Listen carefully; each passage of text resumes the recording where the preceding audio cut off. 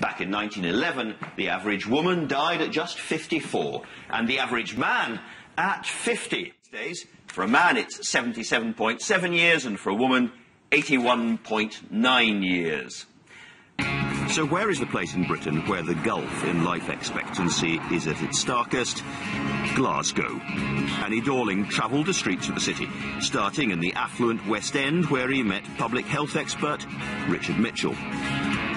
What is the kind of life expectancy of people living right where we are now, and what is it like just around here? OK, right here, for a man, it's 79 years at birth. Just down the street there, you rise to 80 years.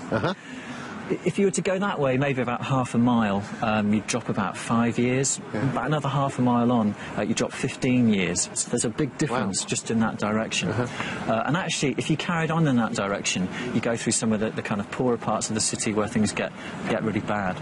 It's stunning, isn't it? It's extraordinary, and that's the power of neighbourhood, because neighbourhood is the place in which, you know, your social life and your economic life come together to determine things.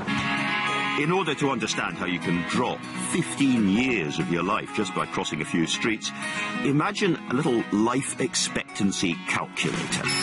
Let's start by giving Danny the national average number of years of life, and then we start to see how many things have an impact on how long you live. Take the job you do. If the census calls it professional work, add 3 years. If it's unskilled manual labour, take off 4 years. In unskilled jobs, I mean, by the very name, you get low respect, you don't feel so good about yourself, and you're often being asked to do quite arduous work, and it wears you down.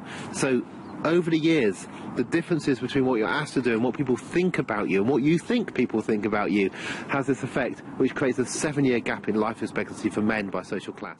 Add a year if you drink in moderation.